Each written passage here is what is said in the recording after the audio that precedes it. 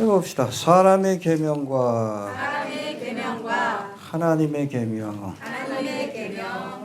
하나님의 계명을 지켜야 합니다.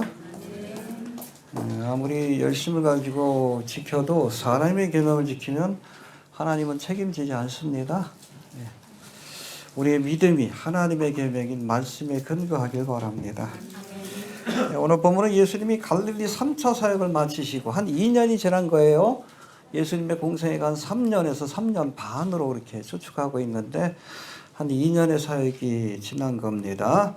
이제 제자들과 함께 이방 땅인 두로와 시돈 지역으로 가시기 전에 이곳에서 거의 한 7, 8개월, 거의 한 10개월까지 제자들과 따로 이렇게 시간을 가지시면서 말씀을 가르치시는 집중적인 그런 시간을 가지셨습니다. 다음 주에 살펴보도록 합니다. 이곳으로 가시기 전에 이 바리새인 서기관들과 결례에 관한 논쟁을 벌이시는 장면이 오늘 본문에 등장하고 있습니다. 예수님 당시에 종교 지도자들이었던 바리새인 서기관 여기 있죠? 이런 사람들은 하나님의 말씀, 구약의 말씀보다 오히려 장로의 유전, 이 장로의 유전 이걸 뭐라 그러죠? 혹시 아십니까? 한번 좀 들어보셨어. 미시나. 이따 설명드릴게요.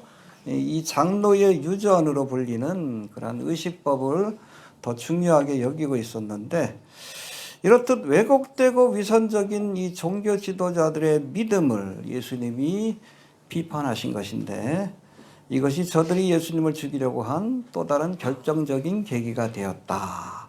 장로의 유전을 어긴다. 이것이 예수님을 죽이려 한 또 다른 결정적인 이유가 되었다라고 보시면 됩니다. 자, 본문의 말씀 이제 하나씩 살펴보기 전에 지난 시간에 배운 거 잠깐 한번 돌아봅니다. 연결이 돼서 그래요. 우리가 사건을 그냥 단적으로 한번 보지 마시고 숲을 보시고 그리고 나무를 볼 수 있어야 합니다. 자, 오병이어 기적 이후로 예수님께서 기도하러 산으로 올라가시고 제자들은 배를 태워 떠나보내셨어요. 왜? 사람들이 예수님을 왕으로 삼으려고 하니까. 제자들에게도 그런 마음이 있었어. 그러니까 이것을 차단하기 위해서 제자들은 그냥 바다로 배 타고 먼저 가라 하시고 예수님은 산 위에 올라가셨습니다. 우리가 중요한 순간마다 하나님과 홀로 하는 시간을 좀 가져야 돼요. 알겠습니까? 사람에게 휘둘리지 않기 위해서도. 믿습니까? 자꾸 이것저것 얘기 듣고 그냥 유튜브 보니까 자꾸 사람의 생각이 휘둘려. 그럴수록 여러분 하나님의 말씀에 집중하고 하나님과 하는 시간을 좀 가져야 돼요. 그래야 바른 판단을 내릴 수 있는 거예요. 이해가 됩니까? 쓸데없는 거 보지 마시고 자꾸 우리 블로그 찾아왔을 때 쓸데없는 얘기 어디 봤더니 이거 성경 보라고 그 시간에. 네? 여러분 하나님의 말씀을 봐야지 분별력이 생기지. 자꾸 이것저것 휘둘리다가 막 계엄도 선포하고 그런 거 아니에요. 정신 못 차리고. 그렇지? 네. 뭐 하다 그랬지? 홀로 하나님과 함께하는 시간을 좀 가져야 합니다. 저도 뭐 하나님과 함께하는 시간이 굉장히 소중하게 여겨져요. 그래야 여러분 흔들리지 않습니다. 사람의 생각이 흔들리지 않아요. 하나님의 뜻이 무엇인지 알아야 우리가 바른 길을 갈 수 있어요. 흔들리지 않기를 바랍니다. 자, 이렇게 올라가셨던 예수님이 먼저 배를 타고 간 제자들이 이 바다에서 뭘 만납니까? 그걸 보셨어. 어떻게? 전지하신 눈으로. 할렐루야. 어떤 사람들은 뭐 그날따라 달빛이 밝아가지고 봤다 그러는데 그 궁색한 해석이요. 예수님이 전지전능하신 하나님의 아들이기 때문에 본 겁니다. 육신의 눈이 아니라 영안을 가지고 그렇게 지켜봤다라고 보시는 것이 맞습니다. 자, 그래서 무리를 걸어서 제자들의 곁을 지나가셨어. 그래서 마치 모세에게 하나님이 지나가시면서 자신의 영광을 보여줬듯이 할렐루야. 또 누구에게도 엘리야를 굴 속에 있게 하시고 지나가셔서 하나님의 영광을 보여줬듯이 주님이 주님의 거룩하신 성자 하나님의 모습을 보여주신 거예요. 할렐루야. 자, 이런 모습을 보고 제자들이 유령이라고 소리치며 놀랬지만 예수님께서 뭐라고 하십니까? 내니 두려워 말라. 굉장히 중요해요. 내니가 뭐라고요? 여호와란 뜻이에요. I am, 에고 에이미, I am.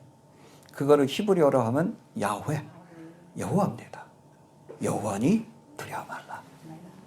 모세가 호렙산 가시떨기 가운데 하나님의 천사가 말씀하시는데 뉘십니까? 물으니까 뭐라고 했어요? I am that I am. 그래서 하나님의 이름을 그냥 I am으로 지은 거예요. 여호와. 여기서 주님께서 내니 I am. 예수님이 하나님 되신 것을 선언하신 겁니다. 믿습니까? 예.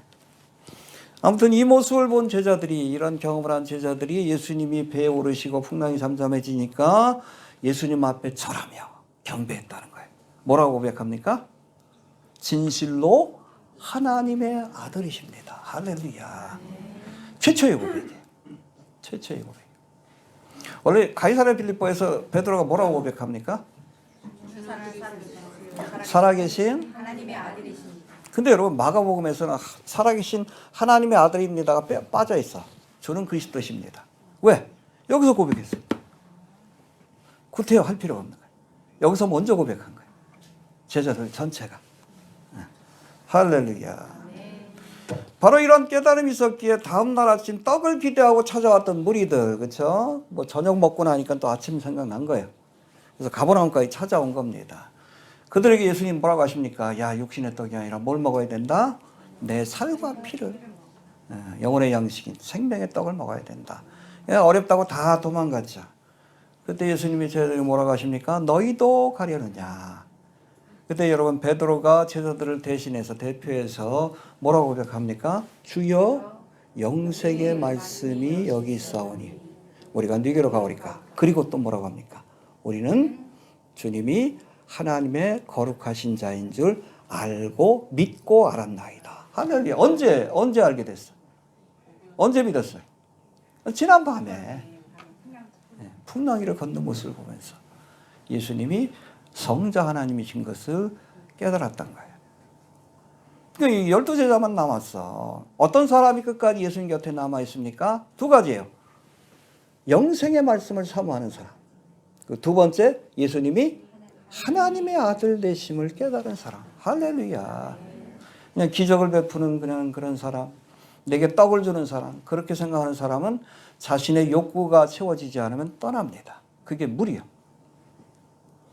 예수님이 영생의 말씀을 주시는 분인 줄 깨닫고 또 하나님의 아들인 것을 깨달아야 그런 사람들이 끝까지 주님의 곁을 지키게 되는 거예요.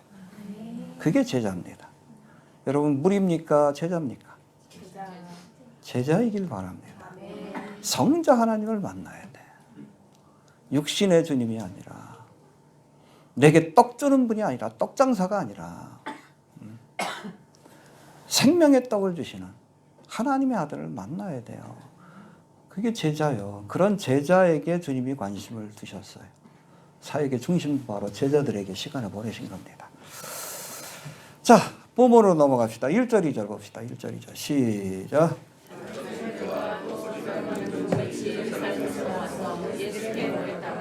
그의 제자 중 몇 사람의 부정한 손수고 씻지 아니한 손으로 헛먹는 것을 보았다.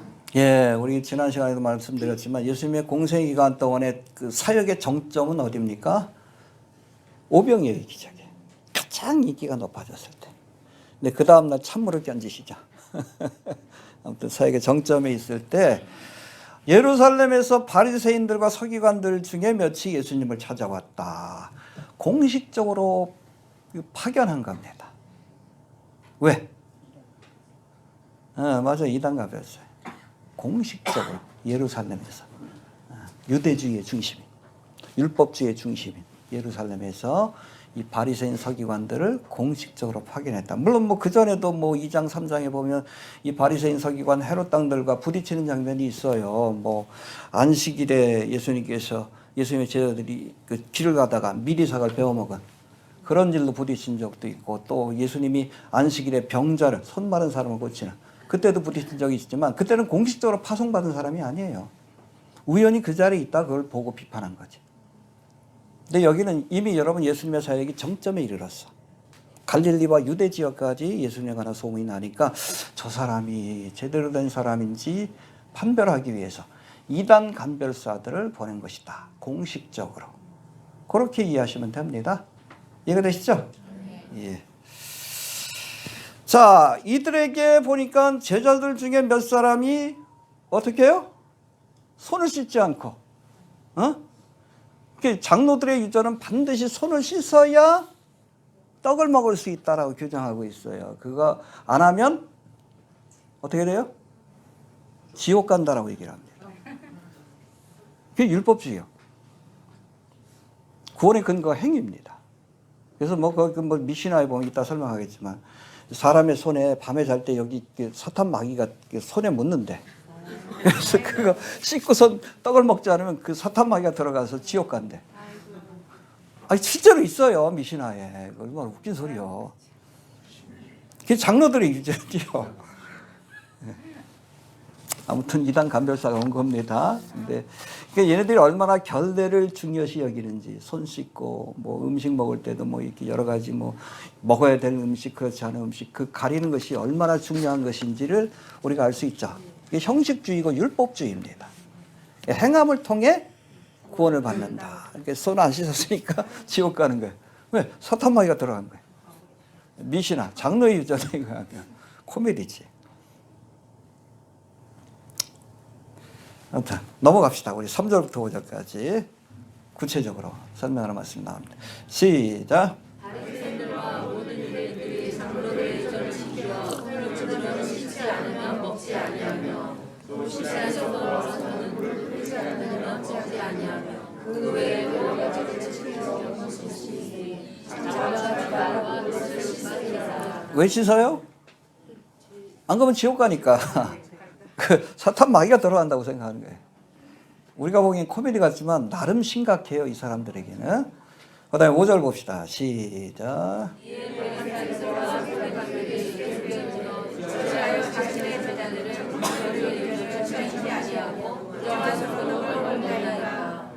예, 3절부터 5절까지의 말씀은 이 바리새인 서기관들, 그 당시의 유대인들, 뭐 지금까지도 연결돼요. 율법주의자들이 손을 씻지 않은 제자들을 비판하게 된 배경을 설명한 겁니다. 바로 장로들의 유전을 지키기 위함이었다. 이걸 집대성한 것이 미시나입니다. 미시나. 네. 아무튼 이것을 미시나라고 해서 구약의 율법 가운데 특별히 안식일이라든지 결례와 같은 의식법들을 철저히 지키기 위해서 여러 가지로 만들어낸 규례. 성경하고 상관없어요? 규례들인데 뒤에서 다시 설명하겠지만 오히려 이런 규례들로 인해서 하나님의 말씀을 어기게 되는, 사람의 법을 지키려고, 미시나를 지키려고 하나님의 법을 어기는 그런 일들까지 발생하게 되었다는 겁니다. 이제 잠시 우리 예수님이 장로의 유전이라고 하신 그게 뭐라고 했죠? 미시나 해봅시다. 미시나. 지난 7월 달에 이거 뭐 교회 출판사에서 나온 것 같아. 쓸데없는 책을 만들었어요. 예수님이 비판하신 건데. 자, 미시나에 대해서 한번 살펴봅니다. 미시나는 본래 반복하다라는 뜻을 가진 히브리어입니다. 해봅시다. 반복하다. 여러분 유대인의 교육은 반복이에요. 반복. 계속 외우고 반복하고 그게 유대인의 교육의 특징입니다. 예. 그래서 이 반복하는 것 그 자체, 이 미시나 그 자체를 유대인들은 공부하다 혹은 연구하다는 뜻으로 쓰기도 한다고 합니다. 해봅시다. 반복하다, 공부하다, 연구하다. 예수님 당시에 예수님께서 장로의 유전이라고 표현했던 이 미시나는 AD 200년에 가서야 비로소 이것이 정리가 됩니다. 집대성이 돼요. 집대성이 되는데 AD 200년에 유대인 랍비였던 예후다 한나, 뭐 대표자 예후다라는 뜻인데 예후다 한나의 하나로 정리되어 편찬이 되었는데 뭐 그걸 번역한 거예요. 미시나. 그렇게 보시면 되는데 이런 미시나는 모두 6개의 세대로 나눠져 있습니다. 하나, 둘, 셋, 넷, 다섯. 6개 항목으로 나눠진다는 거예요. 뭐 제사법이라든지 결례에 관한 법, 농사에 관한 법, 절기에 관한 법 이렇게 6개로 나눠집니다. 그걸 세대르라고 합니다. 해봅시다. 세대르. 그리고 각 세대에는 다시 여러 개의 마세케, 뭐 항목들이에요. 마세켓으로 나눠져 있고 이 마세켓마다 여러 개의 페렉으로 구성이 되어 있는데 아무튼 우리가 책 보면 그렇게 되어 있죠. 구성이 되어 있는데 전통적인 미시나는 6개의 세대로와 6개죠. 6개.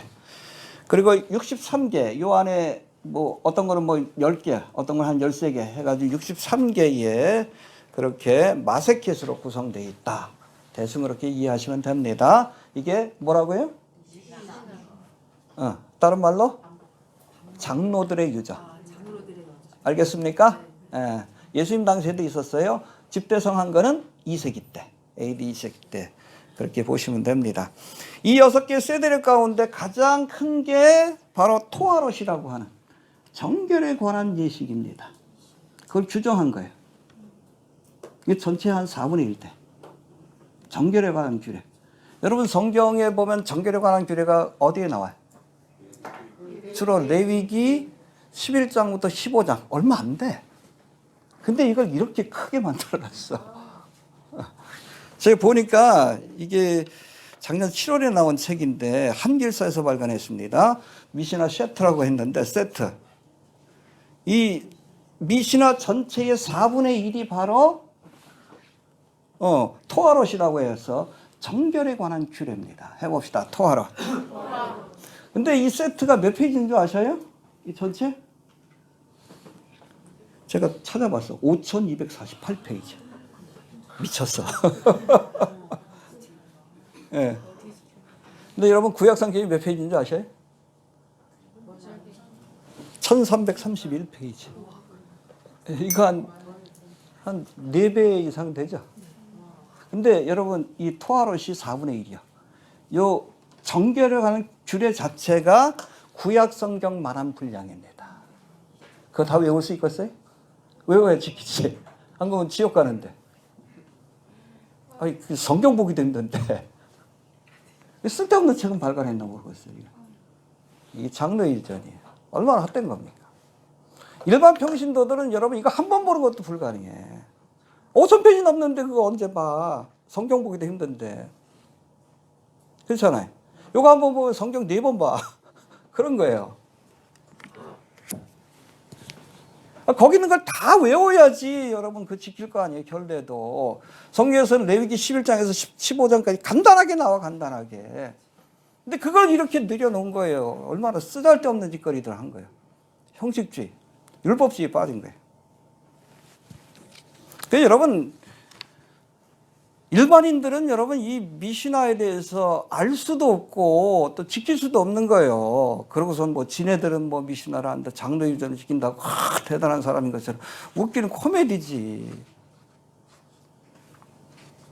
구원받은 사람이 누가 있어? 이거 다 지키고 구원받을 수 있어요? 말도 안 되는 소리지. 행위구원론자입니다. 갈라디아서가 그걸 비판한 거예요. 율법의 행위가 아니라 하나님의 은혜를 믿음으로. 할렐루야. 그렇잖아요. 율법이 아니라 은혜다. 행위가 아니라 믿음이다. 그걸 얘기한 거예요. 이해가 됩니까? 얼마나 그 쓸데없는 짓을 하고 있는지. 아직도 이러고 있으니. 그럼 탈무드는 뭔지 아십니까?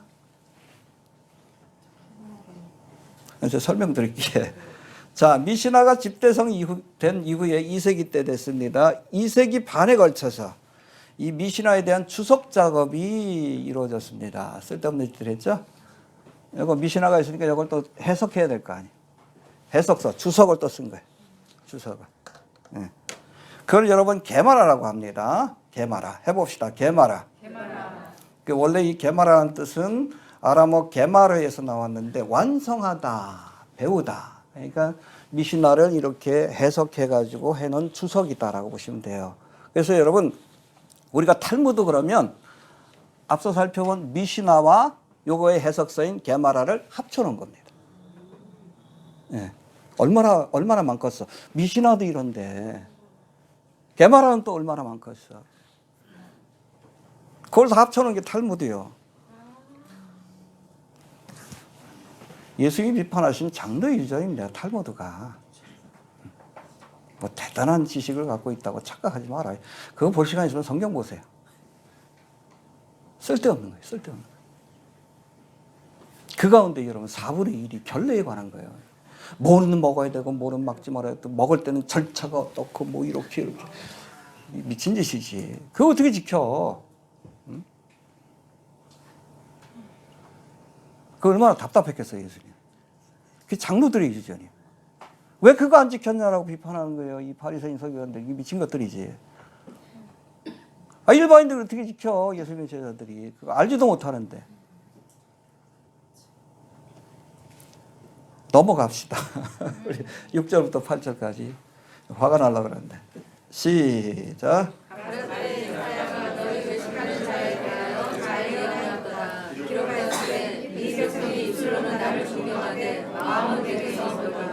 사람의 계명으로 교훈을 삼아 가르치니 나를 헛되이 경배하는도다 하였느니라. 예. 예, 그렇죠. 미신나를 지키기 위해서 하나님의 계명을 외면하는 저들을 향해서 너희는 외식하는 자다. 경건한 척하지만 아니다. 또 입술로는 나를 존경하지만 마음은 내게서 떠났다. 이미 여러분 이사야가 활동할 그 당시부터 이런 일이 벌어지고 있었다는 거예요.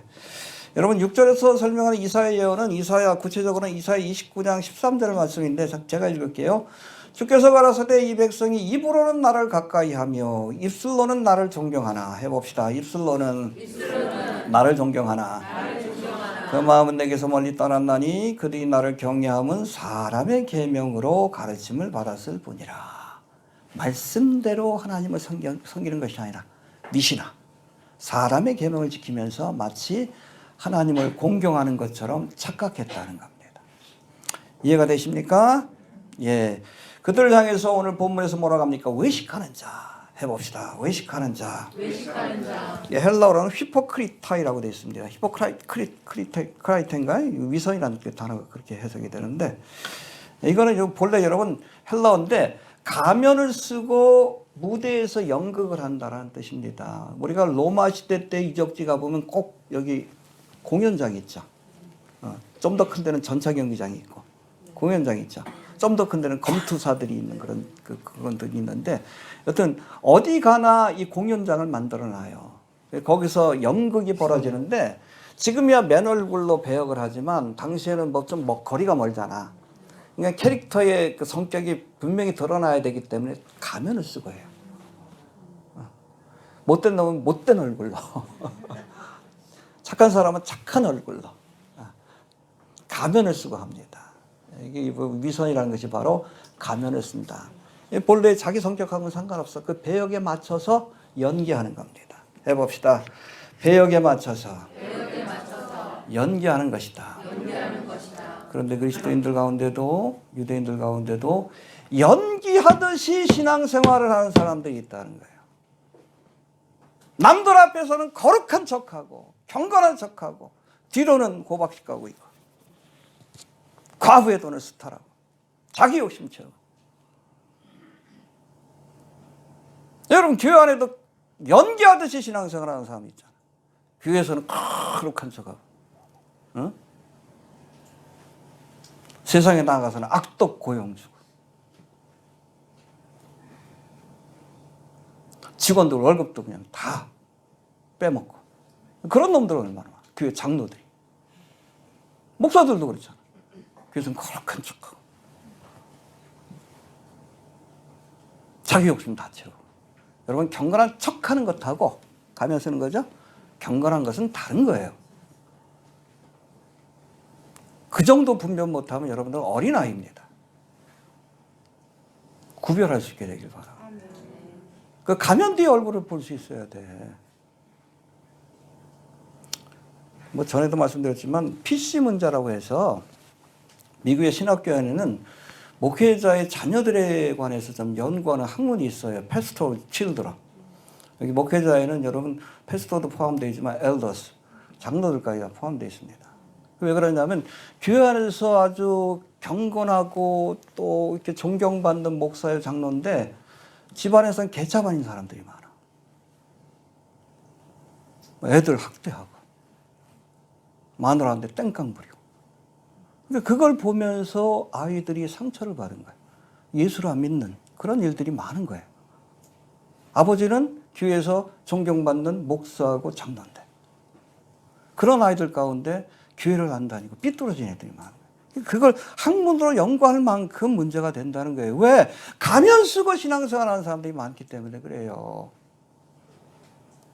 여러분 아무리 교인들한테 존경받고 인정받아도 가족 식구한테 인정 못 받는 목사 여러분 문제 있는 거예요.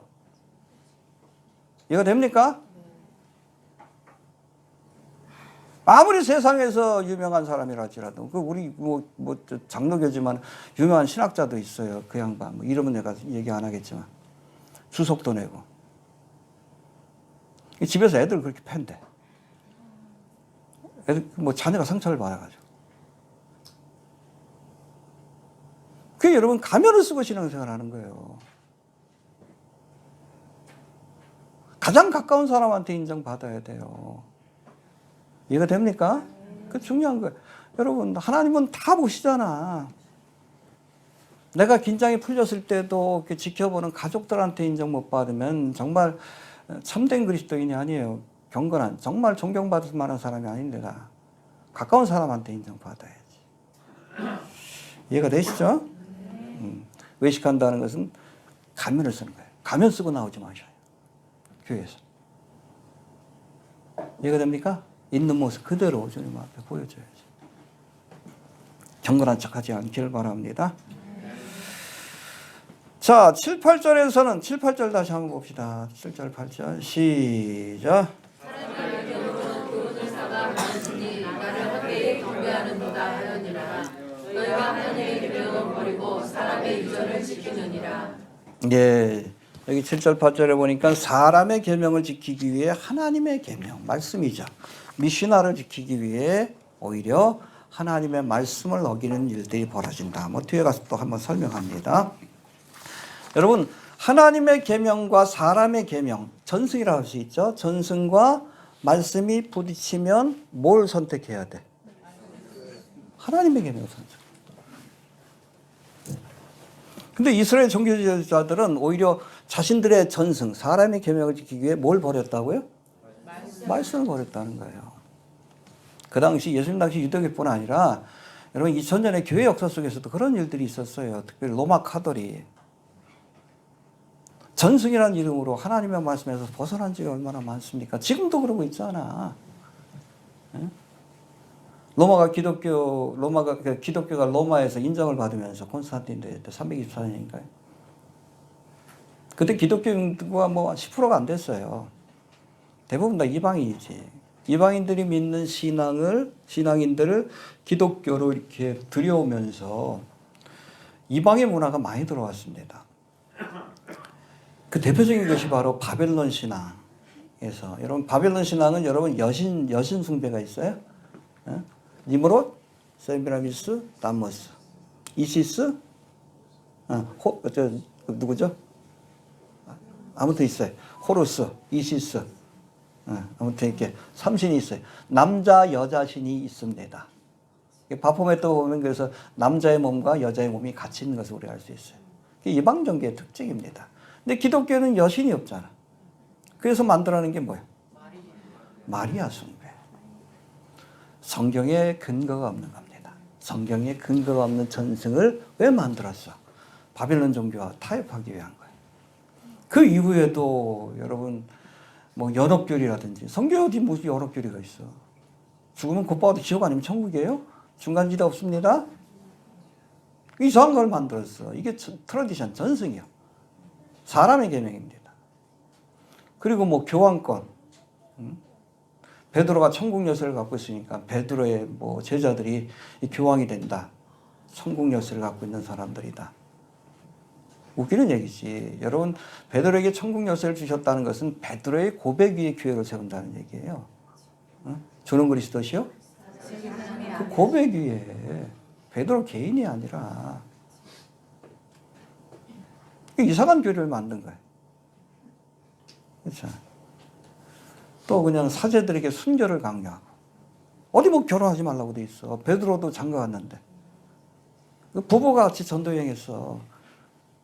물론 그 하나님께서 주신 고자도 있어요. 사도 바울처럼 뭐 그런 사람이 독신을 할 수 있지만 그걸 뭐 제도적으로 그냥 해버리니까 전승이라고.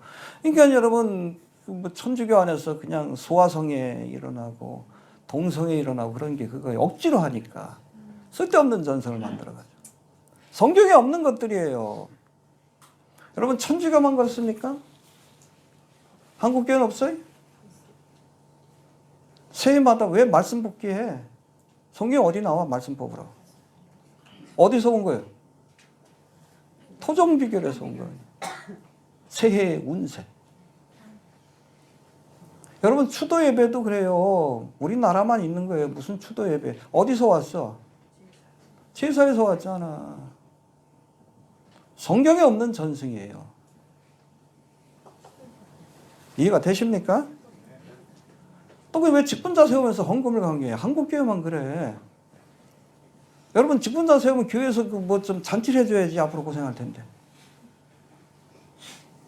근데 요즘 웬만한 교회, 여러분 그 뭐 큰 교회 같은 경우에는 우리 저 권사님 되시려면 한 6천만 원 내야 되고 장로 되려면 한 10억 내야 돼. 그 중에 상당수가 목사한테 갑니다. 이해가 되셔요? 응? 얼마 내셨어요? 우리 교회에서 권사 되시면서. 이게 잘못된 전승이에요. 아무리 전승이라도 하나님 말씀에서 벗어난 것은 없어야 되는 거예요.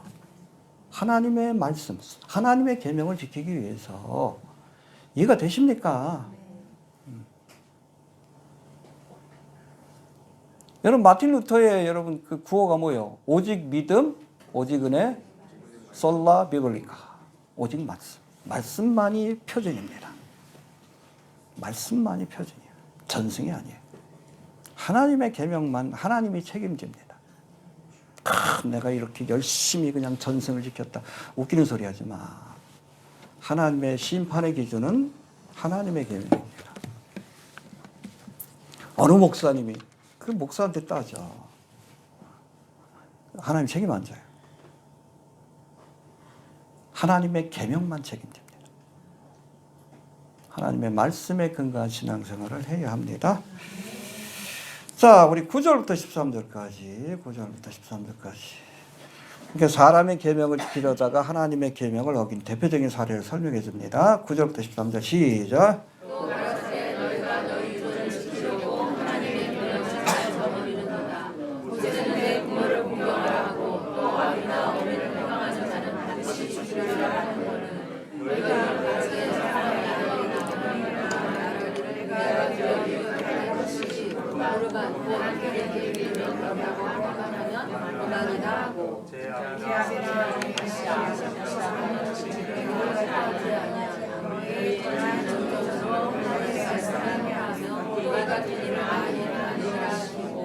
예, 하나님 복은 뭐예요? 내 부모를 어디 나와 있어요?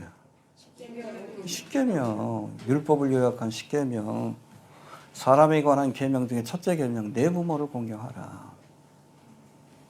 이건 폐할 수 없는 계명입니다. 폐할 수 없는. 근데 유대인들은 어떻게 해요? 내가 하나님을 부모를 공경하고 싶은데 내 물건은 다 하나님 앞에 고르반 됐어.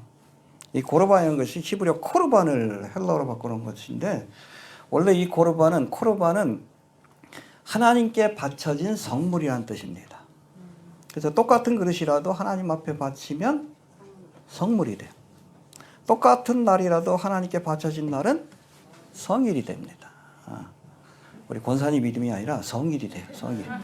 성일이 되는 것이고 똑같은 사람이라도 하나님 사역을 해서 바쳐진 사람을 성직자라고 이렇게 표현하는 거예요. 아무튼 이 고르반은 성물이라는 뜻입니다. 내가 부모님을 공양하고 싶은데 내 재산을 내가 다 하나님 앞에 고르반했어.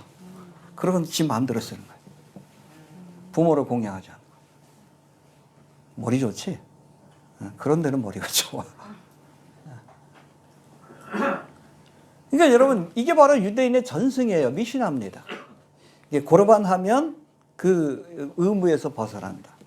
그걸 핑계 삼아서 하나님께서 주신 십계명의 말씀, 내 부모를 공경하라는 말씀을 철저히 외면했다는 거예요. 가정하자. 예.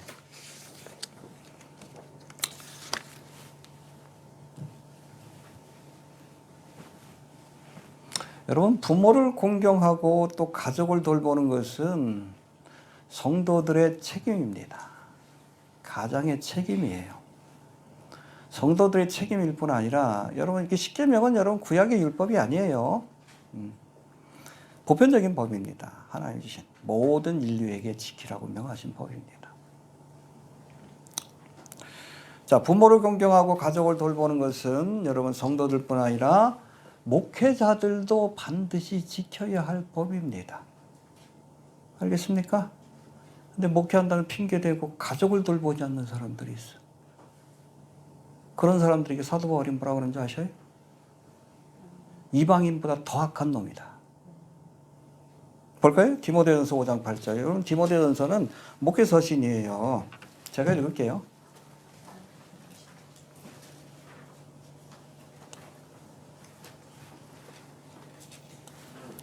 오 5장 8절에 보니까 누구든지 자기 친족, 특히 자기 가족을 돌아보지 아니하면, 이거 목회자에게 주신 말씀이에요. 목회자인데 자기 가족을 돌보지 않아.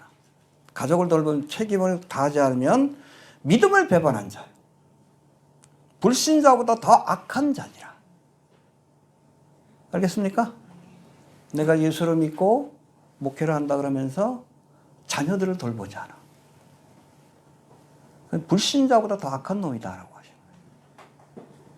알겠습니까? 네. 하나님의 사역자들은 어떤 경우에도 사역을 핑계로 가족을 돌보는 책임을 외면해서는 안 된다 라는 말씀입니다. 둘 중에 선택하려면 가족을 돌보는 일을 선택해야 되는 거예요. 근데 가끔 보면 그래.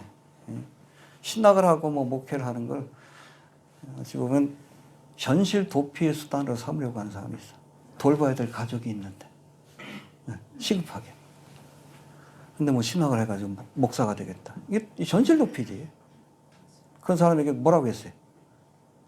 불의한 자보다 더 악한 자니라. 더 나쁜 놈이다라고 하는 거예요. 여러분, 디모데전서 3장에는 교회의 지도자인 감독의 자격 조건을 다음과 같이 제시하는데 봅시다. 미쁘다 이 말이여 사람이 감독의 직분을 얻으려 하면 선한 일을 사모한다 함이로다. 그러므로 감독은 책망할 것이 없으며 한 아내의 남편이 되며 절제하며 근신하며 아담하며 나그네를 대접하며 가르치기를 잘하며 술을 즐기지 아니하며 구타하지 아니하며 오직 관용하며 다투지 아니하며 돈을 사랑하지 아니하며 맨 마지막에 먼저 하십니까? 자기 집을 잘 다스려 자녀들로 모든 단정함으로 복종케 하는 자라야 할지며. 자기 가족을 돌보고 책임질 줄 모르는 사람이 감독이 되어서는 안 된다라는 거예요. 사람이 자기 집을 다스릴 줄 알지 못하면 어찌 하나님의 교회를 돌보겠느냐. 그렇죠? 자기 가족들도 먹이지 않는데 어떻게 하나님의 양들을 먹여? 가족들도 돌보지 않는데 어떻게 교인들을 돌봐?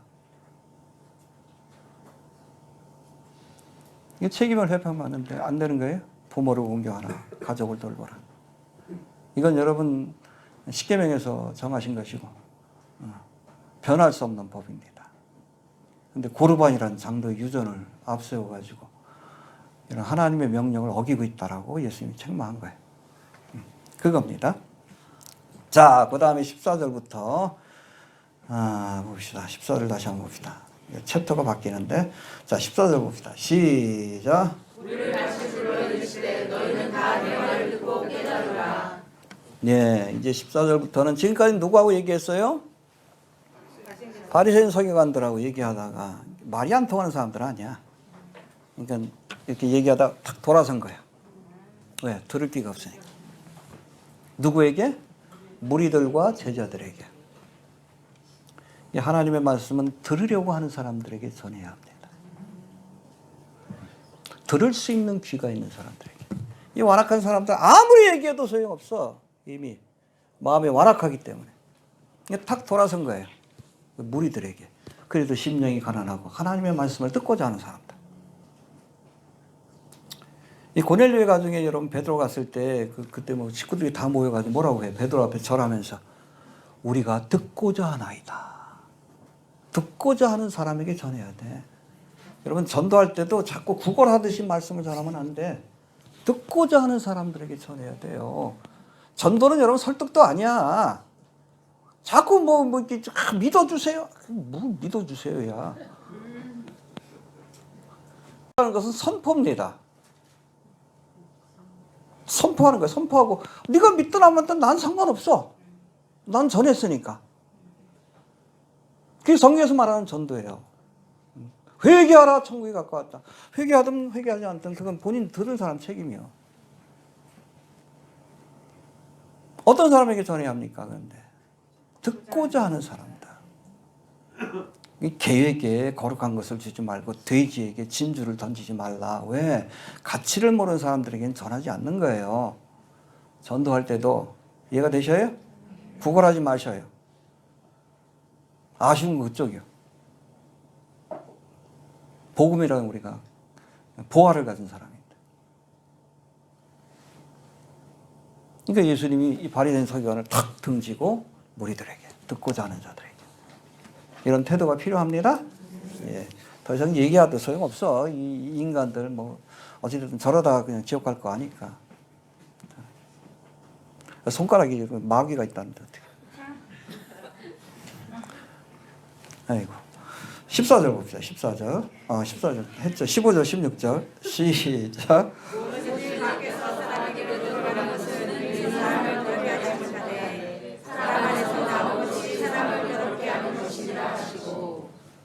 왜 이렇게 응답을 안 해? 해봅시다. 끌게요. 컴퓨터가 또 속색이네.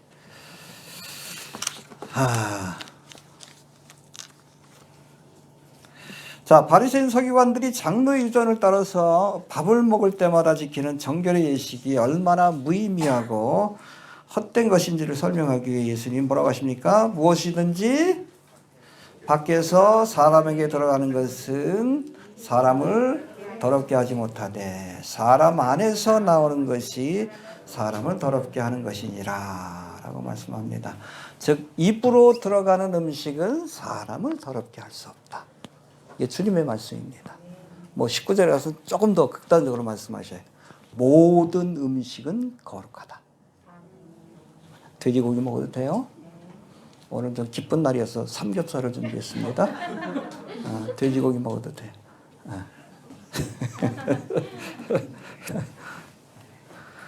예, 무엇이든지 밖에서 사람에게 들어가는 것은 능히 사람을 더럽게 하지 못한다 하신 이 말씀은 손을 씻지 않고 먹는 음식들뿐 아니라 모든 음식이에요. 넓게 보면 율법에서 금한 음식들까지도 사람을 더럽게 할 수 없다라는 선포입니다. 할렐루야. 19절에서는 아예 그랬잖아. 모든 식물은 깨끗하다. 이게 빨간 글씨 있는 분들 보면 알아요. 이건 예수님이 하신 말씀이에요. 주석이 아닙니다. 이걸 보여주는 사건이 있죠. 사도행전 10장에 보니까 어느 날 베드로가 욥바에 갔어요. 이게 지중해 지역에 있는 도시입니다. 거기 그 위에 그 유명한 도시가 있고 벤구리온과 있나 테라비브인가요? 거기가 있고 바로 밑이에요. 거기서 피장이 시몬의 집에서 이렇게 머무는데 기도하러 옥상에 올라갔어요. 보통 뭐 기도하러 옥상에들 많이 올라가니까. 근데 그가 6시라 그랬어. 12시야 낮. 배가 고프잖아. 기도를 하는데도 점심시간이 가까우니까 배가 고픈데 그 환상 중에 갑자기 하늘에서 뭐가 내려와. 근데 보니까 구약 율법에서 금한 것들이 나와요. 내려와. 돼지도 있고 그 토끼도 있고 뭐 독수리도 있고 뭐 기른 것도 있다 그러니까 뱀도 있고 뱀이다 아무튼 뱀장어도 있고 그런 것들이 내려오는데 내려오면서 음성이 들려옵니다. 잡아먹어라. 그러니까 베드로가 뭐래 깜짝 놀랐지. 먹을 수 없습니다. 율법에서 금하니까. 내가 이 부정한 것을 먹을 수 없습니다. 그랬더니 하늘에서 다시 음성이 들려오죠. 하나님이 거룩히 한 것을 부정하다 하지 말라. 할렐루야. 해봅시다. 하나님께서 깨끗게 하신 것을 내가 속되다 하지 말라. 이때부터 아무거나 먹어도 돼요. 순대 먹어도 돼요. 돼지고기 먹어도 되는 겁니다. 알겠습니까? 이후로 무슨 사건이 있었어요? 세 번 이렇게 오르락내리락 하고 나서 고넬료가 보낸 하인들이 찾아왔어요. 근데 유대인들은 이방인을 상종하지 않습니다. 코셔라 그래서 부정한 음식하고 똑같이 부정한 자들이야. 여러분들은 부정한 자들이에요. 유대인의 관점에서. 이게 뭐예요? 모든 음식은 깨끗하다. 부정하다고 하지 마라. 이제부터 은혜의 시대가 시작되었다는 선언입니다. 우리 이방인들도 부정한 존재예요. 근데 주님이 받아주신다는 선언입니다. 고넬료의 그 환상을 보고 났으니까 하나님께서 고넬료의 집에 가라는 그런 뜻이구나. 가가지고서 말씀을 전했는데 성령이 강림하는 것을 경험했어요. 이방인의 오순절 사건이 벌어진 겁니다. 할렐루야. 그 구분을 주님께서 사라지게 했습니다. 자, 또 사람 안에서 나오는 것이 사람을 더럽게 하는 것이니라 하신 16절의 말씀은 세상을 더럽히는 모든 죄가 어디에서 비롯됩니까? 사람으로부터 비롯된다는 것을 선언하신 거예요. 해봅시다. 모든 죄가 사람으로부터 비롯되는 것이다. 특별히 사람 안에 우리의 마음속에서 나오는 것이 사람을 더럽게 하고 세상을 더럽게 한다라고 말씀합니다. 여러분 예레미야 17장 9절에서는 만물보다 심히 거짓되고 부패한 것은 뭐라고요? 마음이다. 모든 죄의 근원이 마음으로부터 비롯되는 겁니다. 뒤에 또 설명이 나오지만. 근데 우리 인간들은 죄의 본성을 가지고 태어나는 거예요. 태어날 때부터. 언제부터? 아담이 타락한 이후로부터. 그래서 어린아이들 여러분 가르쳐주지 않아도 거짓말합니다. 가르쳐주지 않아도 미워해. 목사님 미워 그러고. 그래. 가르쳐주지 않아도 시기하고. 가르쳐주지 않아도 싸우고. 가르쳐주지 않아도 죄를 져요. 왜? 죄의 본성을 안고 태어났기 때문에 그래요. 아담과 하와가 타락한 이후로 아담이 갖고 있는 이 죄의 본성, 그걸 옛사람이라고 그러잖아요. 여기서 벗어나는 길은 뭐예요? 응? 코셔를 먹고 뭐 손을 씻고 아니요. 우리가 새로운 사람으로 거듭나야 되는 거예요. 죄의 본성으로 태어난 아담의 후손이죠. 옛사람이 죽고 둘째 아담이신 예수 그리스도를 믿는 믿음으로 새로운 사람으로 물과 성령으로 거듭나야 하나님의 나라를 볼 수 있다. 할렐루야. 믿습니까? 거듭나야 합니다. 예.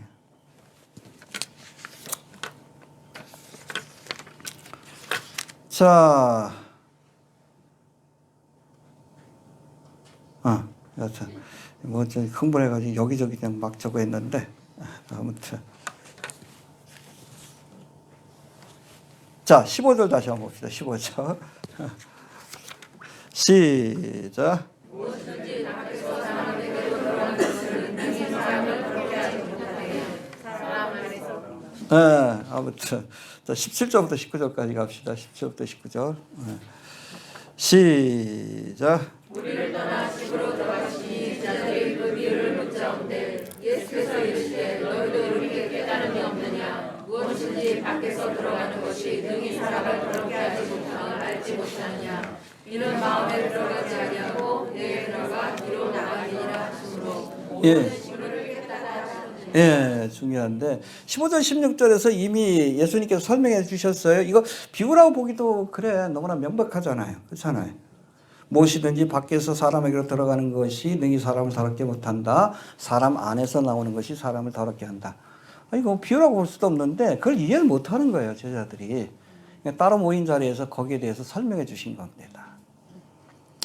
이미 여러분 이게 제자들이 예수님과 함께한 생활이 거의 2년이 넘은 그런 시기예요. 그 정도면 알아야지 그렇죠. 웬만한 말씀을 이해해야 되는데 이해를 못하는 거예요. 그러니까 예수님 책망하신 거지. 아직도 깨닫지 못하는. 히브리서 5장에서 그렇게 말씀합니다. 때가 오래므로 너희가 마땅히 선생이 될 터이나 너희가 다시 하나님의 말씀의 초보가 무엇인지 누구에게 가르침을 받아야 할 것이니 젖이나 먹고 단단한 식물을 못 먹을 자가 되었도다. 인연이면 그렇잖아요. 예수님하고. 웬만한 말씀 이해해야 되는데 기본적인 것조차도 이해를 못하니까 예수님이 답답해 하시면서 설명을 주시는 겁니다. 할렐루야. 예. 자, 무엇이든지 밖에서 사람에게로 들어가는 것은 능히 사람을 더럽게 하지 못한다. 15절의 말씀을 설명하시면서 뭐라고 하십니까? 음식은 입을 통해서 배에 들어갔다가 어디로 나와요? 그렇죠. 뒤로 나옵니다. 이런 음식은 사람을 더럽게 하지 못한다. 음식은 이것을 먹는 사람의 육체에는 영향을 미칠지 모르나 그 사람의 도덕적이고 영적인 삶에는 전혀 영향을 주지 못한다. 바로 그 말씀입니다. 알겠습니까?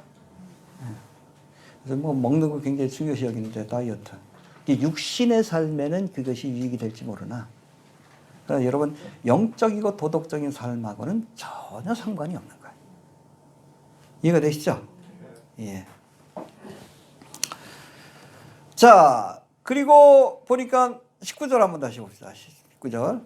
시작. 이는 마음에 들어가지 아니하고 배에 들어가 뒤로 나가느니라 하시고 오 진술을 실행하다 하시느니라. 할렐루야. 이게 선언입니다.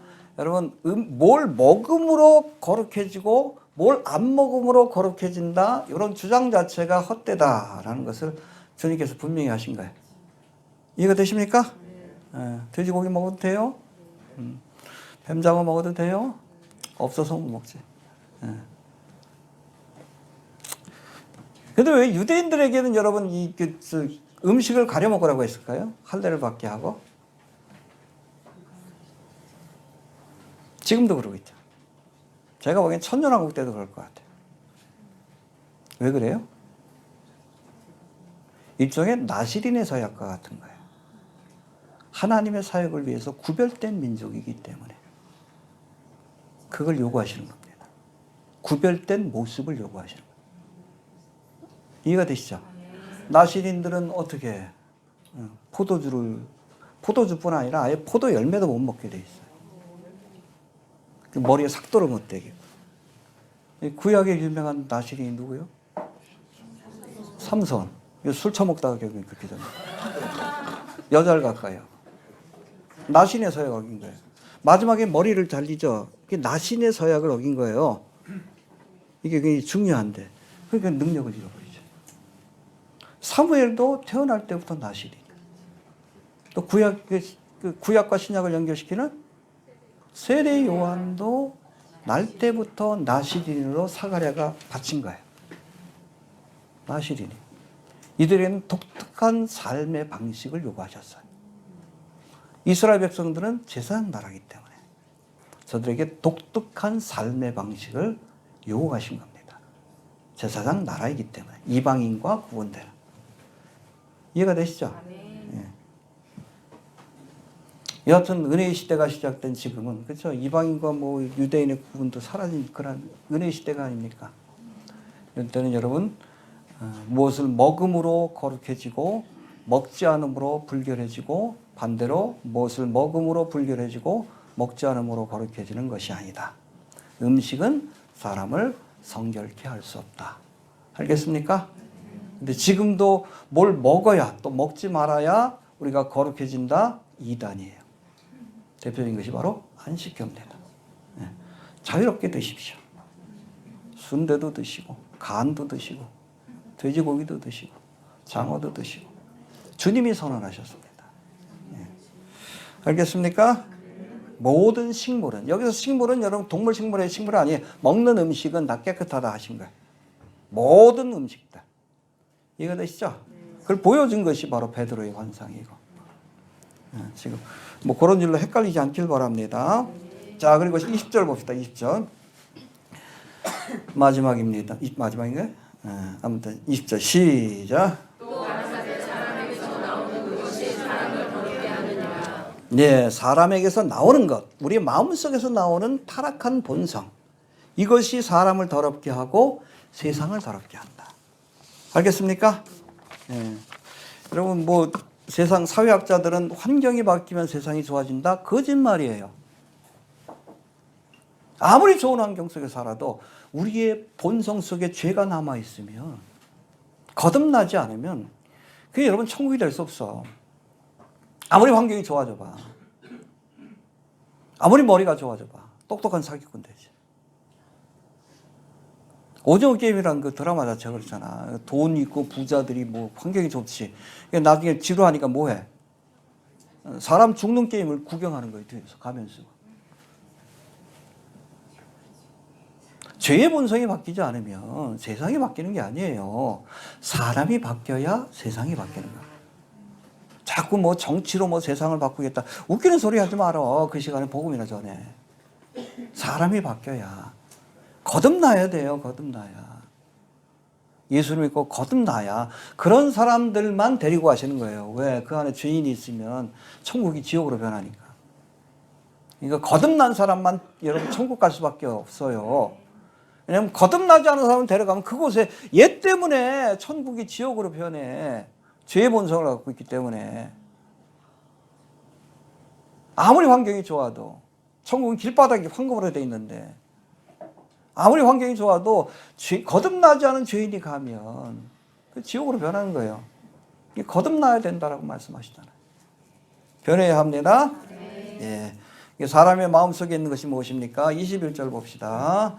시작. 속에서 사람의 마음에서 나오는 것은 악한 생각과 음란과 조질과 살과 간음과 예, 21절인가요? 예, 보니까 속에서 곧 사람의 마음에서 나오는 것은 악한 생각이다.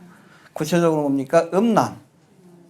이거 보면 원어가 포르네이아인데 이 부정한 성관계에 대한 집착, 동성애, 소아성애까지, 변태적 성욕까지 다 포함됩니다. 포르노에 중독된 사람들인데 죄예요. 죄입니다. 분명히 여러분 포르노는 이 죄라고 말씀합니다. 그리고 도적죄. 가르쳐주지 않아도 도적질을 합니다. 십계명에서 뭐라고 했어요? 도적질하지 말라. 살인.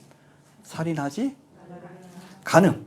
간음하지 탐욕. 탐내지 말라. 그러면 악덕은 위키드니스라고 해서 포네리알이라고 하는데 남을 괴롭히고 힘들게 하는 겁니다. 왕따시키고. 죄입니다. 알겠습니까? 그 다음에 속임. 거짓말하지? 십계명에 다 나오잖아. 하나 빠진 게 뭐예요? 도적질하지 마라, 살인하지 말라, 간음하지 마라, 탐내지 말라, 거짓말하지 마라. 내 부모를 공경하라. 예수님 다 말씀하신 거예요? 인간에 대한 계명 자체. 근데 이 죄가 어디로부터 나온다고요? 환경에서? 아니요. 음식에서? 우리 마음속에서 나오는 거예요. 이 죄를 다스리라고 살인하지 말라, 도적질하지 말라, 탐내지 말라라는 명령을 주신 겁니다. 근데 그걸 온전히 지킬 수가 없어. 거듭나야 되는 거예요. 그래서 우리 힘으로 안 되니까. 율법을 주신 목적이 뭐예요? 우리가 죄인인 것을 깨닫게 하시려고. 깨달았으면 어디로 가야 돼? 성막으로 가야지. 십자가 밑으로 가야지. 이해가 되시죠? 이 모든 죄가 마음으로부터 나와요. 살인하는 마음이 있으니까 살인하지 말라고. 탐내지 말라는 말씀을 주신 것이고. 탐욕이 있으니까. 알겠습니까? 또 여기 보면 또 음탕. 음란한 일에 매이는 겁니다. 속임. 흘기는 놈. 영어로는 envy라고 되어 있는데 시기 질투하는 마음입니다. 이것도 죄예요. 알겠습니까? 그 다음에 회방. 이거 슬렌더라고 해서 남을 막 모략하는 거예요. 제가 저렇다 그러고. 블로그에 가면 여기 충성 모략하는 거 많아요. 박 목사 뭐 저거 이상한 사람이다 그러고. 그 회방입니다. 그 다음에 광패.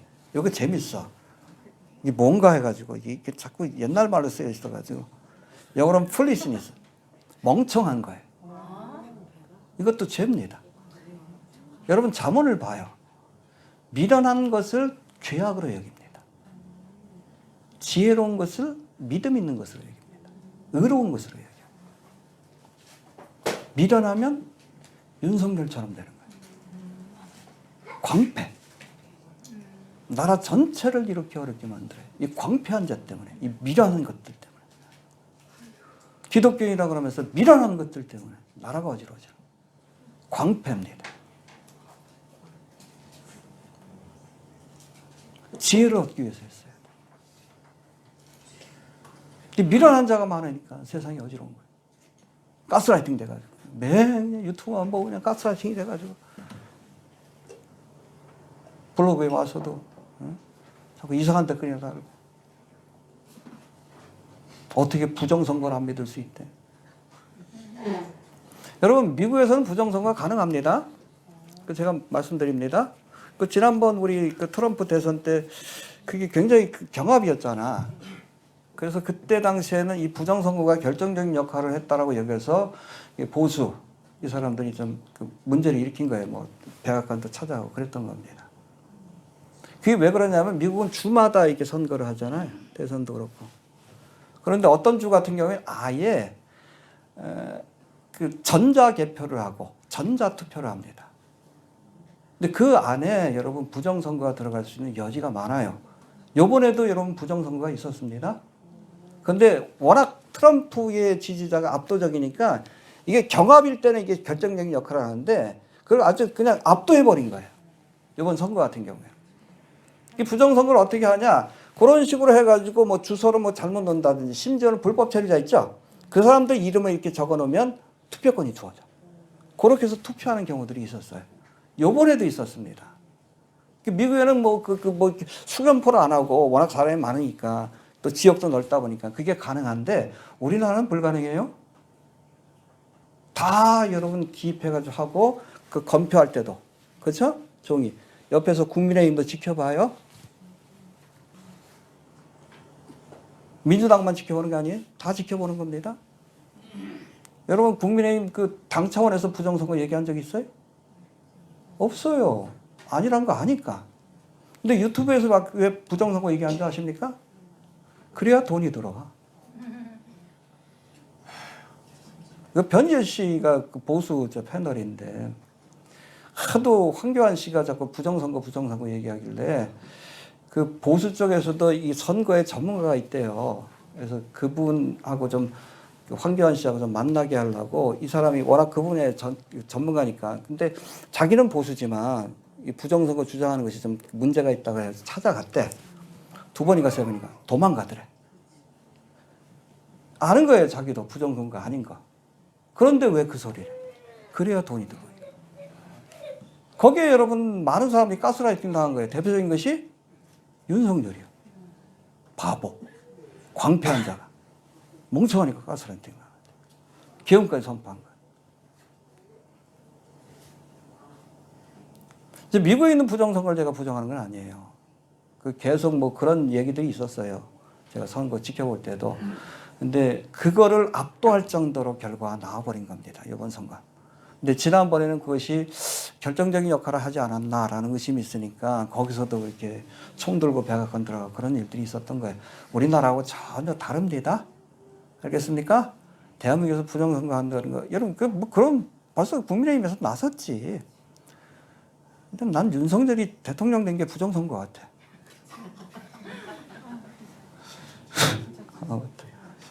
이게 멍청한 거예요. 자기들 이긴 건 부정선거 아니라고 그러고 민주당이 이긴 건 부정선거라고 그러고 그게 광폐예요. 어리석음이에요. 알겠습니까? 네. 그냥 댓글 달면서 그냥 이게 부정선거인데 그것도 모르냐고. 아니 대한민국에 내가 최고 전문가인데 물어보든지. 우리가 여러분 일루미나티나 적그리스도에 대한 정보들이 돌아다니잖아요. 제일 먼저 해야 될 일이 뭔지 아십니까? 의심해야 돼요. 이게 정말 맞는 것인가? 2번, 3번 체크해 봐야 돼. 그럴듯한 것일수록 가짜 정보가 많아요. 거기 보면은 디스인포메이션, 역정보가 있고 그 다음에 미스인포메이션, 의도하지 않았지만 가짜 정보들이 있습니다. 그러니까 지금 인터넷 시대니까 정보가 다 노출돼 있어. 그러니까 그거를 덮기 위한 방법은 역정보를 흘리고 가짜 정보를 흘려서 그거를 절하는 사람을 바보 멍청이로 만드는 거예요. 전략이에요. 그러니까 제일 중요한 것이 항상 그것을 크로스 체크해야 되는 거예요. 미국 같은 경우에도 제가 뭐 여러 가지 자료를 보니까 아 거기는 뭐 그럴 수 있겠다. 취약점이 있다. 또 각 주마다 52개 주인가요? 선거 방법이 다르니까 그럴 수도 있겠다. 근데 우리나라는 아니요. 우리나라는 아니에요. 재판까지 벌써 있었는데 그걸 밝히기 위해서 계엄했다. 아니 대통령이면 그 뭐 감사하면 되지. 그거 뭐 밝힐 게 뭐 있어? 밝힐 수 있다는 게 얼마나 많어. 청문회 열면 되고 이게 멍청한 짓을 하고 그러니. 무슨 얘기하다 그랬죠? 깨어납시다. 예. 아무튼 이게 광패예요. 어리석음입니다. 지혜로운 자가 되시길 바랍니다. 항상 여러분 인터넷에서 흐르는 그 정보들은 한 번씩 의심하십시오. 2번, 3번. 알겠습니까? 스스로 판단하고. 그래도 모르면 뭘 가지고? 우리에겐 캐논이 있어요. 성경을 가지고 판단하십시오. 알겠습니까? 아니면 판단 보류를 하시든지. 예. 차라리 그냥 가만히 있는 게 나아요. 판단하지 않고. 자, 정리합니다. 이 백성이 입술로는 나를 존경하되 마음은 내게서 멀도다. 사람의 계명으로 교훈을 삼아 가르치면서 하나님의 계명을 버리는도다. 바리새인, 서기관, 율법주의자들, 유대인들. 우리가 믿고 따라야 할 계명은 외식하는 사람의 계명이 아니라 마지막 날 심판의 근거가 될 하나님의 계명이 유일하다는 것을 우리가 꼭 기억할 수 있게 되길 바랍니다. 사람의 계명과 전승과 교회 전승과 그리고 하나님의 계명이 부딪히면 이걸 버려야 되는 거예요. 이해가 되시죠? 네, 미신화를 버려야지.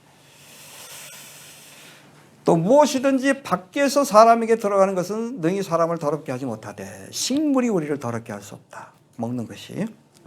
사람 안에서 나오는 것. 우리 안에 있는 모든 그 죄의 본성. 여기로부터 세상이 더러워지는 거예요.